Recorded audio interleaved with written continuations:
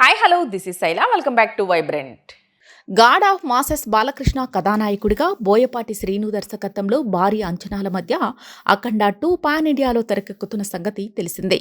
సీక్వెల్లో బాలయ్య శివతాండవం ఊహకి కూడా అందని విధంగా బోయపాటి డిజైన్ చేశారు. బాలయ్య మాస్ ఇమేజ్ అఖండాతో పాన్ ఇండియాలో క్రియేట్ అయిన బజ్ నేపథ్యంలో పార్ట్ 2 మరింత ప్రతిష్టాత్మకంగా తెరకెక్కిస్తున్నారు.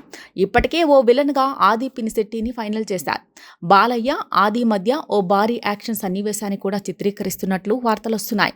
సినిమాకే ఈ ఫైట్ సన్నివేశం ప్రత్యేక ఆకర్షణగా నిలుస్తుందని అంచనాలున్నాయి.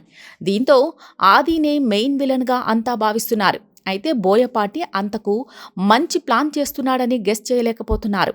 తాజాగా ఈ ప్రాజెక్టులోకి బాలీవుడ్ నటుడు సంజయ్ దత్ని తీసుకొస్తున్నట్లు వినిపిస్తోంది. ఇందులో అసలైన ప్రతినాయకుడి బాధ్యతలు దత్కి అప్పగిస్తున్నట్లు సమాచారం. ప్రస్తుతం సంజయ్ దత్తో బోయపాటి సంప్రదింపులు జరుపుతున్నట్లు ప్రచారం జరుగుతోంది. దత్ ఎంట్రీ కనుక ఖాయమైతే విలన్ పాత్ర మామూలుగా ఉండదు. సాధారణ నటుల్నే బోయపాటి యాక్షన్ సన్నివేశాలతో ఓ రేంజ్లో లాంచ్ చేస్తుంటారు. ఇది బోయపాటికి మాత్రమే చెల్లింది. అలాంటిది సంజయ్ దత్ లాంటి అగ్రెసివ్ నటుడితో ఇంకే రేంజ్లో అద్భుతాలు సృష్టిస్తాడో చెప్పాల్సిన పని లేదు. బాలయ్య సంజయ్ దత్ మధ్య వార్ పీక్స్లోనే ఉంటుంది.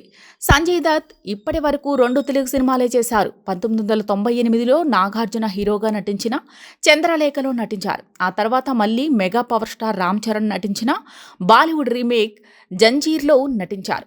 తెలుగులో తుఫాన్గా రిలీజ్ అయ్యింది. ఆ తర్వాత మళ్ళీ దత్ తెలుగు సినిమా చేయలేదు. పాన్ ఇండియా చిత్రం కేజీఎఫ్ 2లో విలన్గా నటించారు. అదే దత్ చివరి సౌత్ చిత్రం.